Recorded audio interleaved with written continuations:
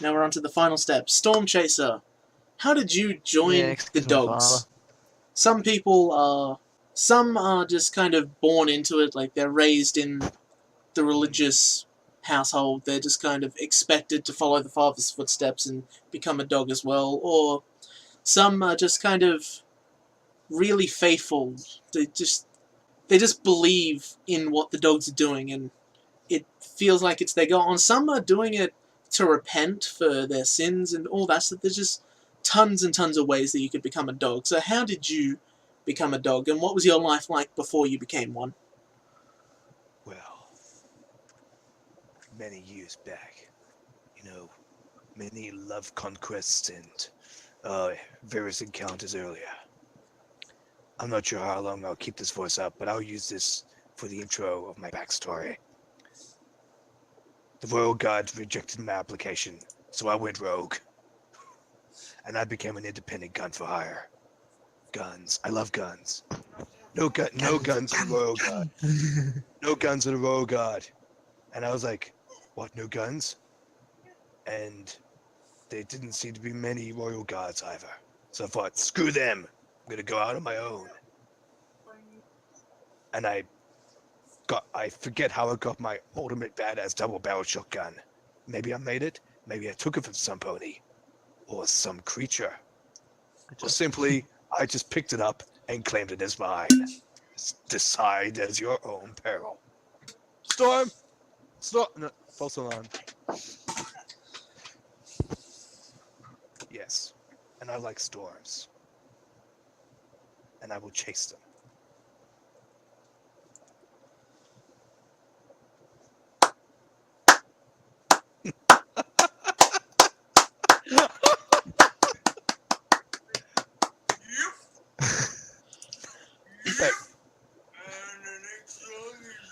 So that's what you were like before you came to this land, but how exactly did you become a dog? Well, when you are traveling the land for days and days in the desert, I don't know how it happened, call it dehydration, but you know what? I saw a vision of terra firma, and terra firma said, go forth, love, and make this land safe. And then this weird book appeared in front of me. I can't really read, but I thought, okay, what the hell? So, I got on. And then I somehow, within the next day, ended up with this band. It's like we're all meant to be. To drive out the evil. Or pacify the townspeople if one shall not respect the power of my double-barrel shotgun. And of course my sex appeal. Ladies, look at your pony. Look at your creature, not back at me. Look at your creature, not back to me. See? That's right. I think that we, as your introduction conflict, are going to reenact how exactly you came across all of this. You being the person who actually knows how the system works, I'm just going to show it off with you. Yeah. I'm going to take everyone over to a nice page that I've created where we can begin conflict. Oh, we're gonna have some conflicts. So the way a conflict works is we have here a nice little display to remind you of what stats are used for what. Acuity and heart is talking. Heart and body is physical. Body and will is fighting. And will and acuity is shooting. And I've got some nice little displays of heart, body, will, and acuity, and guns, because guns. Guns. Lots of guns. And over on this part is... I can't see, it's too blurry when I'm zoomed out this far. It is a order that you do stuff. What is wrong is basically how conflict starts. Then the stakes are established, which is, what's at stake. The dice are rolled, whoever goes first is raises, and then the other person who is defending has to see by raising back. They then escalate, and if there's any fallout, then fallout occurs. Fallout is damage, and we'll get to that in a bit. And then it just kind of goes back and forth until someone wins or someone loses. And the reason this combat screen has this display area, a nice desert view, a poker table, some red bloody stuff, and a giant black area, is because the way this game is played is kind of like poker, in that you just have to raise, contest, match, and then raise again. And it goes back and forth. Face? Lucky, or rather, Storm Chaser. You have just finished chasing a storm that has led you far into the desert. You have no idea where you are, and that Storm. to me sounds like it's a physical struggle to get through this. So I want you to roll physical. You can do that just by clicking your physical button in your character sheet.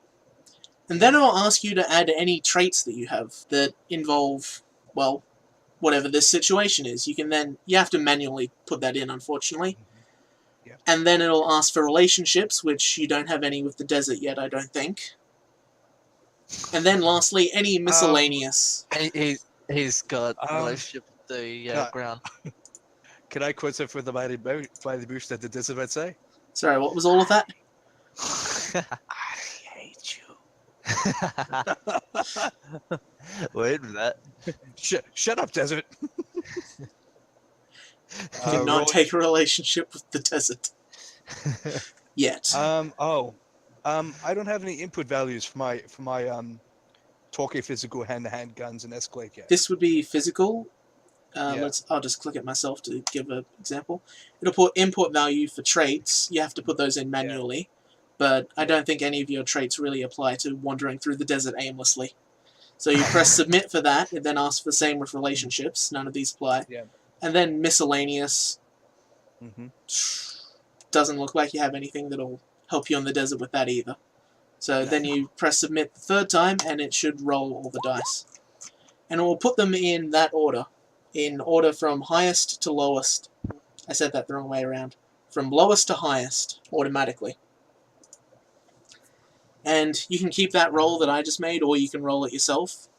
And I am going to roll my own thing in secret. So when I click on the die symbol next to the talkie physical, that should activate something, yeah? Yes. Does it not? No. Minimize So everything and see if it has appeared in the background as a separate screen that you've accidentally clicked off of. Oh, I see. So it's got 0d4 and submit. Basically, unless you have something in traits, relationships, or miscellaneous to add to that, then you just press submit.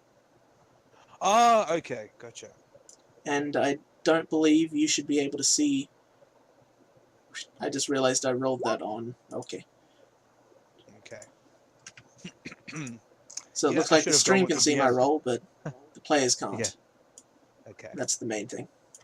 Well, I worked it out in the end. Didn't I? Okay. I think that was a good lesson in the actual mechanics. I appreciate it. Yep.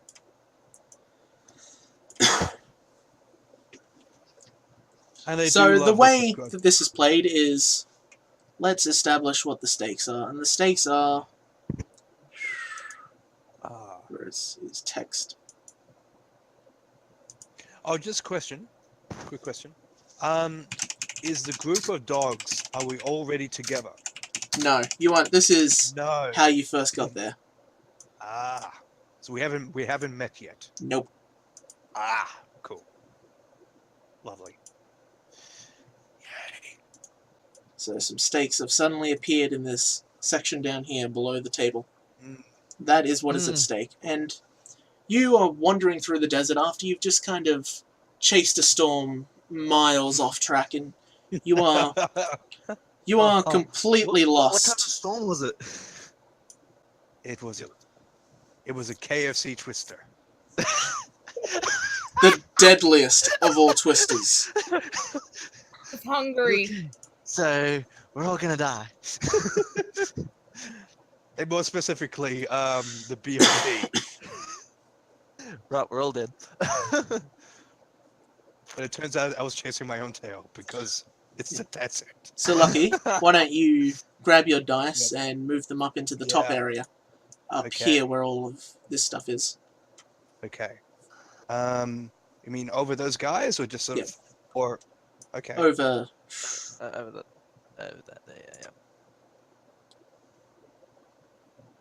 Just because it's a little bit cluttered there, that's all. Yeah, well, it goes over the top of them, so. Yeah, Also, I'd like to point out that there's some nice diagonal angles right here and all this stuff, and that every token you put into Roll20 is square. So this diagonal here of 3 different images overlaid on top of each other, that was incredibly hard to do. Really? Yes. Bet it would have been. And technically, that's actually 6 images all over. Well, it's the background. It's the background desert, a single It's line black. going up there, and 1 image of that. So I should point out, this is probably going to be, this is probably, for me, could be only the tedious part of the game, but I reckon with practice I'll get pretty good at dragging the numbers. Okay, why have we got 2 sets of 3 in there? Because he rolled it's 2 from threes. Yes. See, this isn't about the total that you roll, it's about each individual dice that you roll in the system. So think of these numbers as my poker hand. Well, they're And more of each your of these poker numbers is chips a as you're card. going back and forth and raising. So you've pretty much or got chips. a double. Yeah. A pair. No, it's not the cards you have, it's how much... These are more of the chips as you raise and counter, and then the final outcome is the hand itself. Right. So, wandering through the desert, you're just completely lost, and your sense of dread as you just kind of realize you have no idea where you are, and I'm going to start that off with a 6. And now he has to match with between 1 and 3 dice. He has to make equal to 6 or higher. If he uses 1 single dice to do that, he gets the dice back. And he's just kind of flipped that on me, in that he is completely in control of the situation. If it's 2, it's just kind of, yeah, that happened, but I'm okay with it. You dodge, you deflect, you just kind of get through the situation. But if it's 3, then he takes fallout damage, which is, he takes the blow from whatever just happened. And there, how he has, you don't have to beat it, you just have to meet it. So if you can afford to directly meet it rather than beat it, that is ideal. Yeah. So you'd probably want to use the 3s instead of the 4 there. So these, he has... So tell me how you cope with the fear of being just completely isolated in the middle of the desert, nowhere. Well, you know, that vision of terra firma still is burnt to my brain. I don't know. Seems like I follow a very similar religious story of someone who wandered the desert for 20 years. And found himself. So you just... So you're basically thinking this is part of your journey. And this has been settled, so they go over here.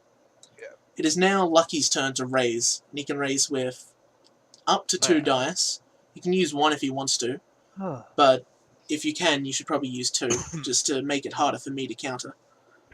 Then so with this raise of your dice, what exactly are you doing now that you've gotten past that first hurdle? Alright, so with this sort of image in my mind, somehow it's giving me strength. Like, with every step on the earth, I seem to draw strength from it somehow. You know, kind of elemental connection. Can't I put my paw on it? But I don't know.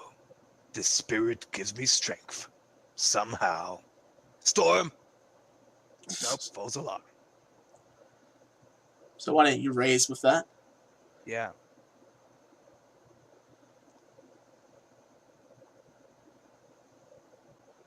Alright, so he's raised to 9, and the environment itself is just going to not entirely be able to match that.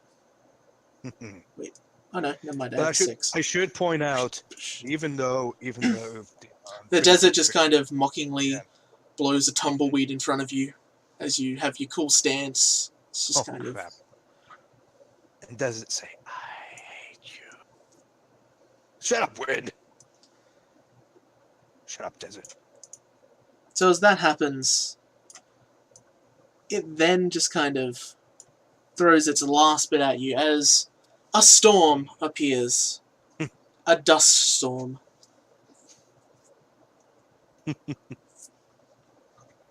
Well, I guess I have no choice to play, do I? Nope. Nope. And you can't actually beat that. Nope. But you know what? The storm, guess what? I'm gonna chase it. Yeah. So you run headlong into that storm, and this was a physical conflict, so you can't beat that. You take some fallout from this. Yeah. So I, as the one who won that conflict, get to decide. The stakes were getting through the desert, and I get to decide what happens now. But before we do that, why don't you roll me 2d6, I believe. Let me just check my cheat sheet real fast. Cheat sheet, lol. Where is it? Okay. Physical but not weapons equals d6. So you've taken 2 fallout dice of d6 from not being able to contest that. So roll me 2d6 and, well, there's only 2 of them, so take the 2 highest. 5, which is less than 8. So you take, which in this Google Doc that I linked you, there's a whole section of fallout, and it's like almost all of the document. In fact, the character creation is on the first page alone. This takes up the next 4. But from... Are there any Demonic ones? influence? What the fuck? Yeah, we'll get to demonic influence later. I just see it. Default Ah. rolls. 4d6 plus demonic influence. Yep. So do I put number 5 into my character sheet? Fallout is the consequence of what it... I'm just looking for it now. Any ones? There were no ones. The fallout is less than 8. If so, your character suffers a short-term consequence. You can... I'll just list them all out, but generally I'm going to choose which one you take, Yeah. judging by the situation, what makes the most sense. Subtract 1 from one of your character's stats for the next conflict. All of short-term consequences are just for the next conflict. They're not major. It's not until you get So they're not permanent. it's not until you get Yeah. 8 or higher, which is lasting harm. So the short-term consequences are subtract 1 from one of your stats, take a new trait of D4 related to the conflict, change the dice of one of your character's relationships to D4s, have your character leave the scene and spend some time alone. So, I reckon that happens is you just charge head first into the storm, and you are lost in there for quite some time, and you have almost hallucinatory visions of something. There's this figure. It's vaguely humanoid, except it doesn't have a head. Not that it's been cut off or anything, it's just that there's no head over the shoulders. You see every so often that kind of what looks like a feather lifts up from the side of it. In the shadowy silhouetted of the dust storm, just 2 bright red eyes appear on its chest, and it turns directly to you, opens its giant wings, flaps once, and bursts into the air, and it's gone. Wow. Maybe a full day or 2 just passes. You're in the dust storm, the sandstorm. You're both loving it and hating it being in a storm. Yep. Eventually, you pass out, and you're not sure how much time has passed, but your faith that, as you said, you just had a vision, you knew this was part of your journey. So you've passed out, and you're just kind of woken up by 2 other ponies walking through the desert, and that is how you met the dogs. So I'm going to give you your starting extra trait of 1d6 faith over fact. You know what? That kind of makes sense. You said it was -1 to a stat? That's only for as the a next. result? That was if I chose that one, and yours that I chose was you spend some time alone in the sandstorm. Yeah. Here we go. There it Oh, is. okay. So you get Um, a new 1d6 trait of Hmm? 1d6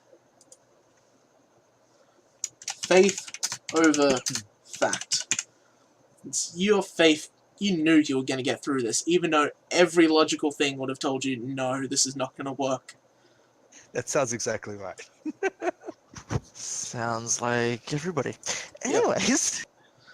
So, So who did wants you? to go So, next? Okay, so I just guess before we unless do, because Rebecca sorry, wants to go next. so just before we Yeah, do, but was I'm that? still gonna think a little bit. So I don't do anything now. Nope. Okay, cool. I can do that. So, Ironheart, what were you like before you joined the dogs? I was but a rebel with everything through life. I had a bit of How you say? schooling. You sound like a creature that likes his cider. Am I? Then I joined a holy monastery. When I joined this monastery, it chose upon me what I must do, the trials I must face. I decided the trials were too much, so I left the monastery behind me. So I So, understood about half those sorry, words. sorry. Go on. Then I left the village with which the monastery was within, and I set out to find a new meaning. And, well, I yeah, just started wandering to the next town, and the next, and the next. And, yeah, I just kept wandering. So, so how exactly did you join the dogs after that? Well, some of the dogs I had a kinship with. They showed me kindness and friendship. To all that I had, even though I had nothing.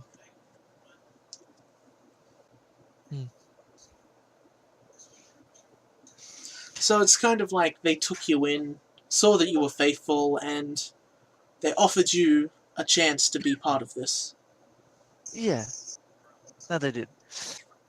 That actually fits me very well. I don't know how, it just does. Just check something that is still going. Okay. Crap.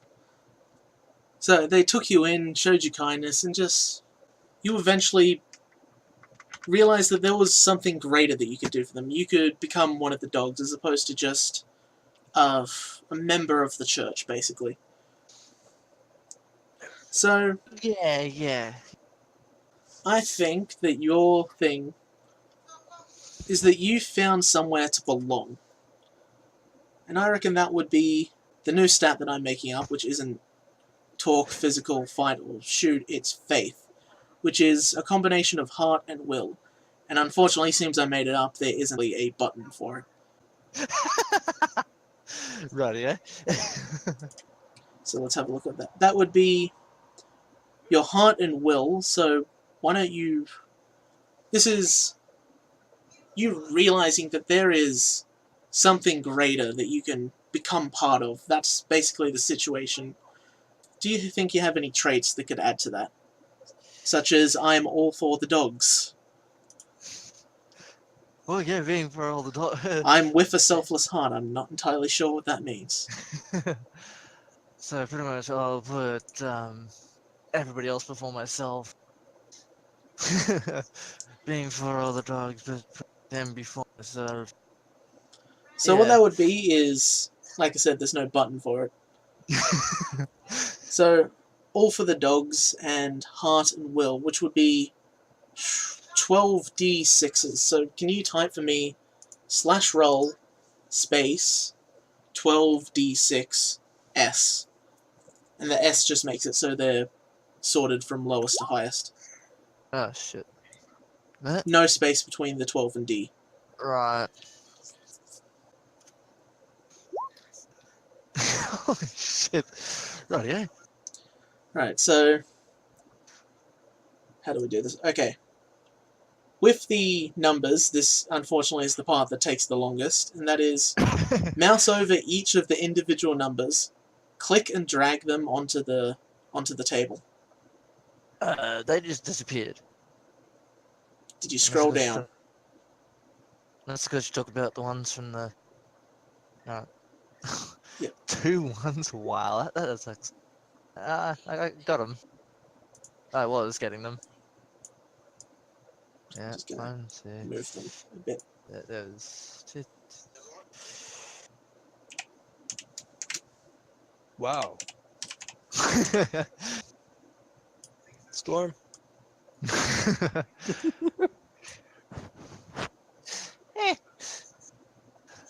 But that was. I think you're missing a 4.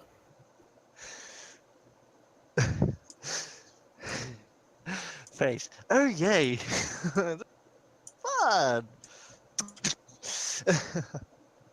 think you have one more 4 that you didn't drag out. Yeah, I see that. The fourth will be with you. All So Yeah. as you find somewhere where you belong, why don't you start by raising 2 dice and just how does it feel when you finally found this place where you can do something for more than just yourself?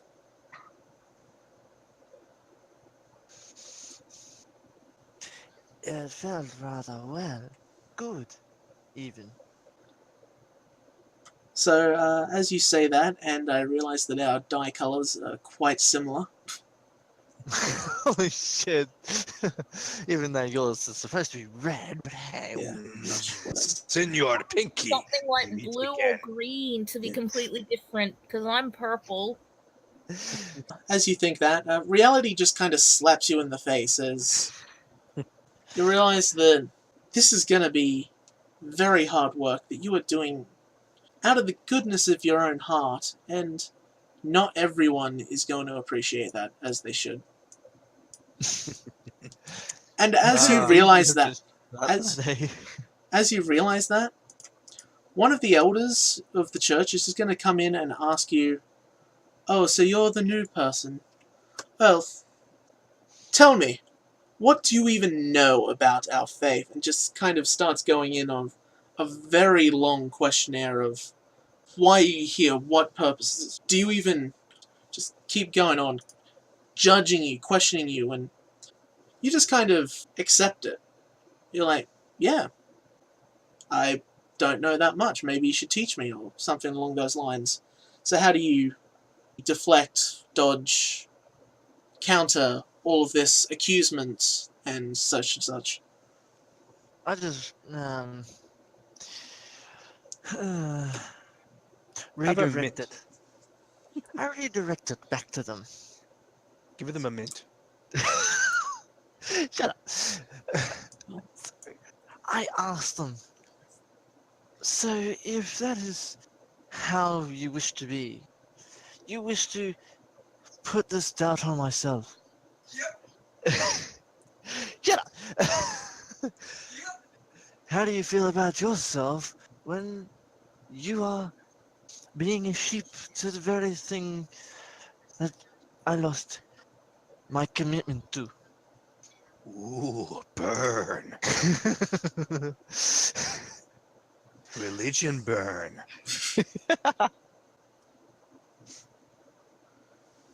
I'm not using the 6 because I don't want to. Mhm.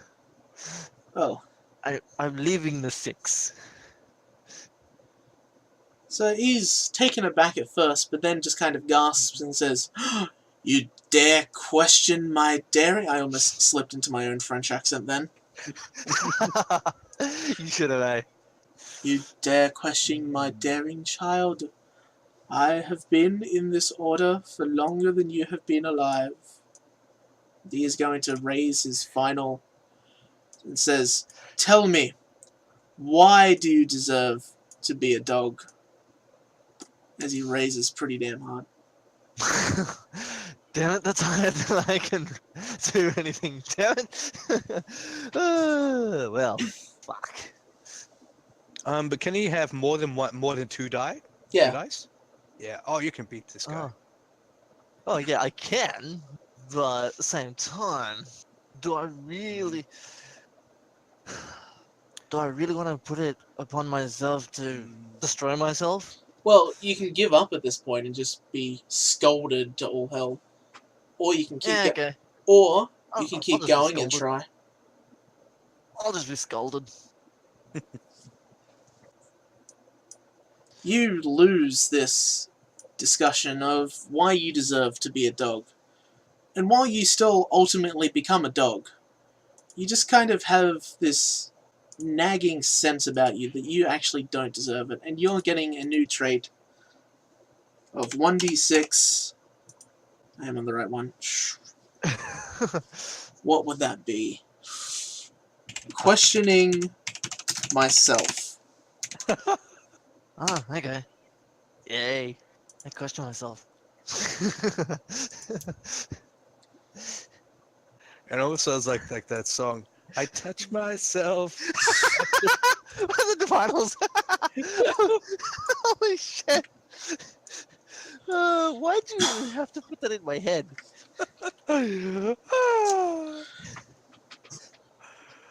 I love this game. So, Fernando, Yes. why don't you tell us what you were like before you joined the dogs? Fernando, the son of director, joined this acting troupe. It was the best acting troupe in all of Equestria. So in the ranks and doing really well for himself. And then a big opportunity came along to join into Shut up, Chaser. You ran straight into a storm. that doesn't travel around. People or other ponies in his traveling troupe did not like this. He completely destroyed his chances of ever acting in a permanent troupe. And he was just so upset and distraught that he props in a bag and left. And pulled around, ended up in a bar,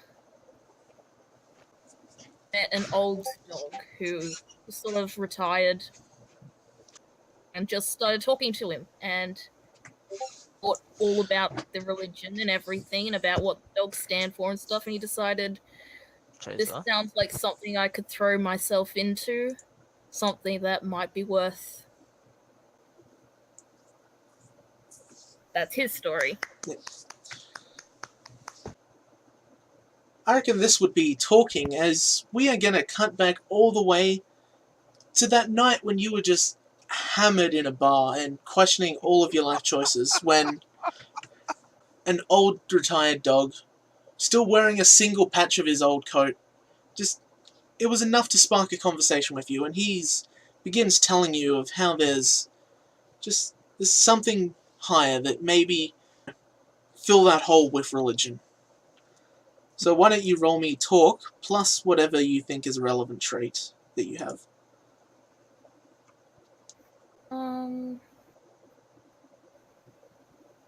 I've already put in that I have a relationship with this guy. Yeah, that's nothing bonds people than getting shit-faced drunk together in a bar and spilling all your guts about what's wrong with your life. Done it with many people. Can't remember any of their names, but if I ever meet them again... Nice. Relationship with this guy. 1d6. religious outrage? Or does that come after?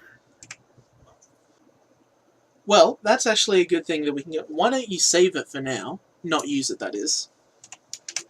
And we'll discuss how escalation works midway through this. I meant to GM roll that, but whatever. Lol. Right, not as a. You now know that I'm rolling 46 and 40 10s against you. Do any of my items help? Oh, you've got 6 there. And a 7! Oh, because you freaking rolled a d10. Yep. Actually, a few of them. Watch this nice little trick here called bloop.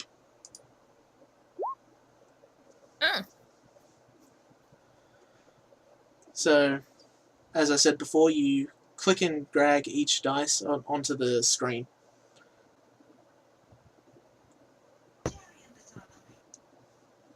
No d4s.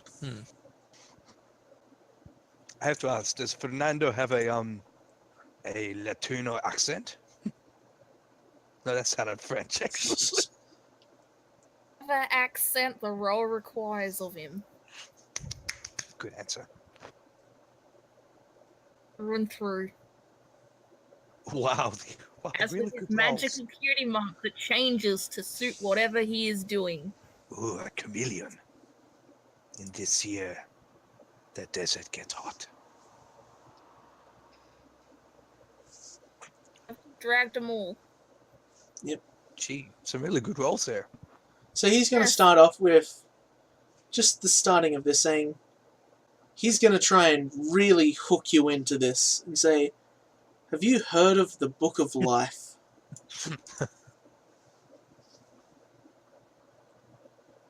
Whoa. Gee. Wow, so he's off to an early start.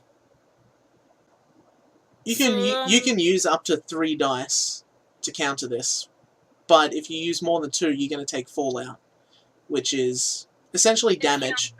But at the same time, it hasn't happened yet.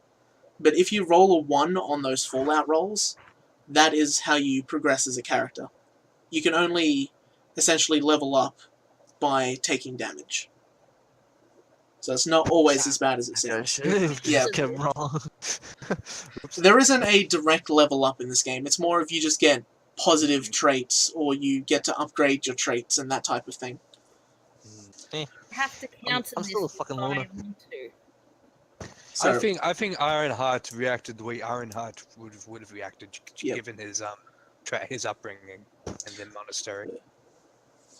Oh, here we go.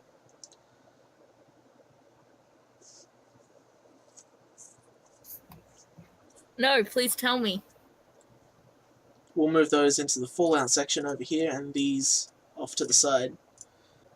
So you're saying, no, please tell me, as you did take the hit, and how do you, at this point, then express greater interest? Gotta tell me about your coat. It looks interesting. Yes. Mm.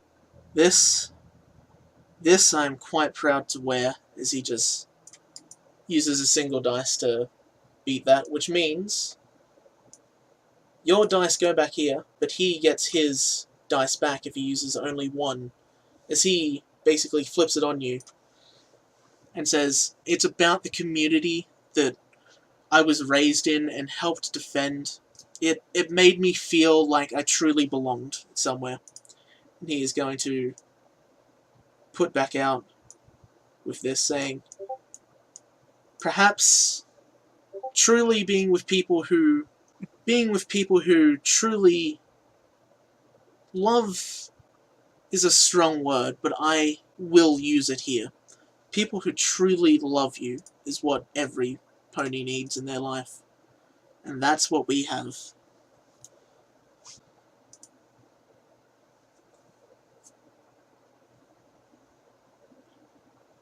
Nicer than where I came from, so. Care to tell me more? Yeah, he says, I would tell you everything look, I will tell you everything I can about this book. And he just pulls out a book, and he is going to pull out an item. So he is going to escalate and add. He has a high quality, just bound. Like, this is probably one of his most precious items. It's gold trimmed, iron bound, leather. He pulls out the book and flips to a certain page. As he gets to add those 2 rolls by escalating. And he just goes on. He just flips to a random page because he believes all of it is as good as any, and just starts reading to you from it. See, a thing that you could do now is, it could be something like, what he's reading is, humble yourself and do not be bogged down by worldly belongings. And at that point, you could escalate with your religious outrage. Yeah, I'll do that. So there's the escalate button on your character sheet. And I don't exactly know how to do this myself. It would not be stats, it would be your trait. So click submit once, then enter your traits. What is it? 1d4. Then submit. No relationship. You've already used relationship. There is no misc. Well, I did that as well. Lol. Whole bunch of zeros. So you got a 4 from that d4, which is good. Yeah, that was my d0s because I didn't roll anything. So yeah, you can add that 4 to your lot of dice that you have now. Oh wait, now it did.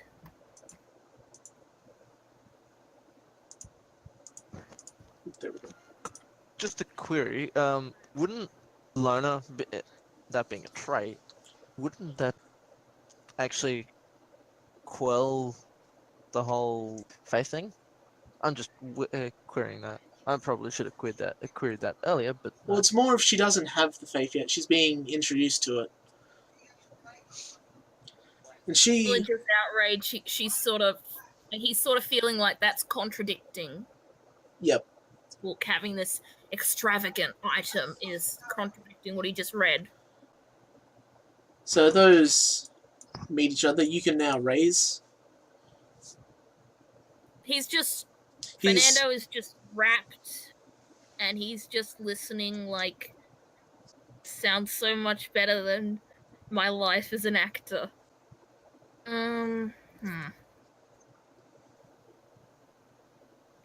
What do I raise? What shit? Well, you've got the 2 or the 7. Yeah, go 7. Alright. So he's saying there's just something in him. He's kind of knocked back by the realization, or at least self-realization, that he has got something completely earthly that he is attached to, but it's saying do not be attached to worldly possessions, do not make an idol out of, and I gotta stop saying do not make an idol out of worldly possessions. Whoa! No, I don't know. Please explain it to me. Lol. It was just the amount of times you were saying it. Yeah. Makes me think of the game. You know? So he is going to just keep mumbling. Oh, not mumbling, but explaining the book. And he's going to take a bit of fallout himself. And he has nothing left to raise. So you get to decide how this ends. As he's just... Take his book. That is a completely valid option. It's a beautiful book. Nah, Fernando is just gonna put a hoof on his shoulder and be like, I want the sort of life you've had. And he says, yeah, this book can give it to you. And he hands it to you. He says, talking to you has made me realize that I don't need this.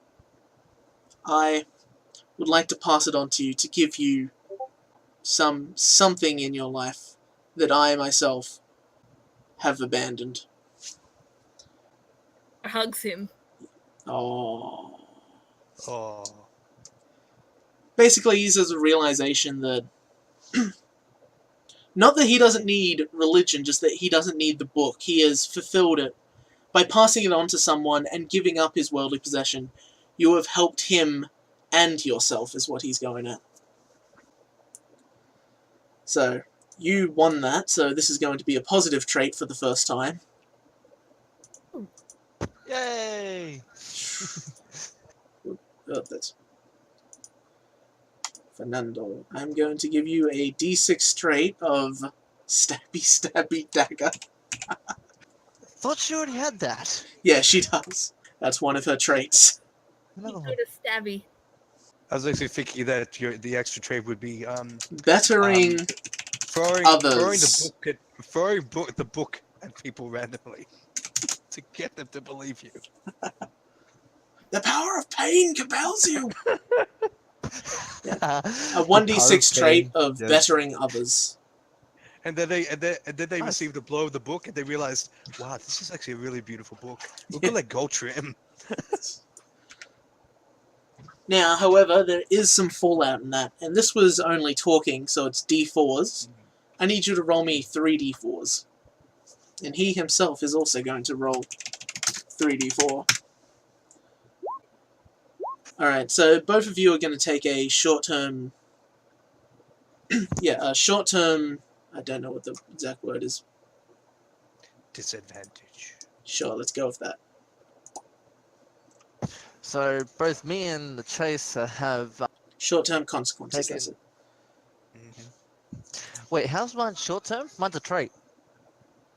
Everyone got a trait, but if you've taken some fallout, they've taken some short-term consequences. Nah. Did I Fair subtract it from... With experience comes gifts, good and bad. Yes. So, Yes. you... Seems this is... Basically, the next, I don't know, month of your life is travelling out to terra firma, and... Or maybe you're even really close to where the travelling troop kicked you off. So you're travelling there, and during that time you took a relationship to this... Wait, you already had one. Well, you gained one, but let's say it evolved into a proper relationship trait after it was a D4 and it upgraded to whatever it is now. Mm. Also, you rolled a 1, which is good and gives you the following options as... Let me get the exact wording. While the fallout dice is still on the table, check to see, did you roll any 1s? If so, your character gets something good out of the conflict. Choose one of these things. Add 1 to one of your stats. Create a new trait at 1d6. Add or subtract 1 die from an existing trait. Change the die size of an existing trait. Create a new relationship at 1d6, which I think kind of already happened, but I don't want to take away from what you already get. From what you already have, rather. Add or subtract 1 die from an existing relationship. See, the reason you would want to subtract 1 die is if you have d4s in it, you can just remove one of the d4s, and if you have 1 d4, then it just removes that entirely. Same with subtract or add from an existing trait. And the reason some of the bad ones are create a new trait at 1d4, but one of the good ones here is create a new trait at 1d6, is because you've seen how this works. With a d4, you're more likely to get a 1, and the highest you can get is a 4, which is not a good dice to have in this raise type of game. Well, I'm gonna add to my body stat by 1. Yep, and change the die size of one existing trait is only change it up or down by 1 level. So a d6 could become a d4 or a d8. A d8 could become a d6 or a d10, and you can't go above d10. And you can't go below d4 either. I can't have a d20 in Magic. No. And he himself is going to take a new trait of... I want to think of a nice verse from a song. I know the song, I just got to remember the line. Anderson, you got to humble yourself, so he started reading and believing every Bible on the shelf. From the great psalm, Alexander Anderson, by Team 4 Star. 4-star. So that's everyone's basic character creation, has established what your characters are, how you got here, and all of that good stuff. So let's take you back to the Mild West. So this probably isn't necessarily your first quote-unquote mission. Actually, yes, mission is a perfect word for this. Oh, okay. So we're on a holy crusade. Yeah, pretty much. Now that that's settled, Yep. let's just get a bit more into Oh god. the world Don't story. even Big Mac. Storm Chaser, you freaking all red straight into a freaking storm. Storm. So, Squirrel. Storm Chaser, the two you met weren't these two. They just kind of took you in, made sure you wouldn't die because of horrible dehydration. Despite the fact that you were passed out like 5 meters away dude. from a lake. This is too perfect. This is like the opening to Back to the Future 3, where Marty was rescued by his descendants. It's awesome. Thank you very much. So, does that make me the Terminator? So let's We just... shall- So we have Storm Chaser, who had a vision and wandered through the desert, believes they are destined for something. We have Ironheart, who was basically raised into the faith, but realized that he could do more, and wants to do more for other people. And we have... I don't remember all of your names. Especially seems you have two different names in two different places, except for Storm Chaser. Fernando. The name for there. So Fernando basically was faithless and then found faith, and they've just come here to learn and have been given a very important responsibility. So that about sums up all of your backstories, and you've probably all, as a group, your little party has some history with each other. Just a basic from terra firma, head up to Fetlock, to Venture's Farm, and then come back. Because in addition to going town to town, making sure everything's still good, you were also kind of the only transit between the towns, so you deliver the mail as well as all that stuff. Really? We deliver mail? I mean, Listen, it is the listen, literal London, Pony that- Express. I had dessert, so I'll be back in soon. This is going to be great. Sure, let's go with that. What you drinking? Sweps.